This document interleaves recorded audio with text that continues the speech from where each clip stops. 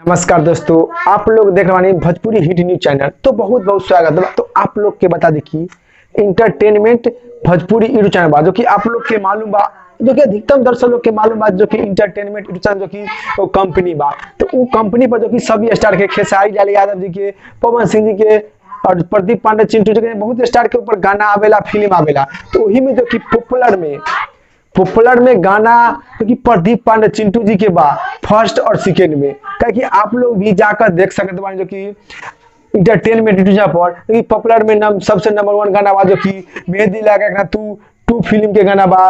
और बाद जो कि विवाह फिल्म के गाना बा, जो कि आम के चार। तो आप लोग का इंटरटेनमेंट यूट्यूब पर जो कि सभी स्टार के गाना आवेला, जो कि पवन सिंह जी के, खेसारी, पॉपुलर में सिर्फ प्रदीप पांडे चिंटू जी के वीडियो बा। तो आप लोग के विश्वास ना बात, आप लोग स्क्रीन पर फोटो देख सकते बारी। तो यूट्यूब पर जाइए, इंटरटेनमेंट यूट्यूब चैनल जो कि कंपनी चैनल खोली और पॉपुलर में जाकर देखी, जो कि फर्स्ट स्थान पर जो कि प्रदीप पांडे चिंटू जी के फिल्म रहे, जो कि मेहंदी लगा टू, ओकर गाना जो कि फर्स्ट स्थान पर। दूसरा स्थान पर बा जो कि प्रदीप पांडे चिंटू जी के, जो कि विवाह फिल्म के वीडियो बा। और तीसरा स्थान पर बा जो कि पवन सिंह जी के। तो आप लोग के बता दी जो कि इंटरटेनमेंट यूट्यूब पर जो कि फिल्म और गाना आयल बा, तो पर जो कि प्रदीप पांडे चिंटू जी के गाना के और फिल्म के बहुत ज्यादा प्यार दर्द से दिले बानी, क्योंकि पॉपुलर में 1 नंबर में 2 नंबर में जो कि प्रदीप पांडे चिंटू जी के बा।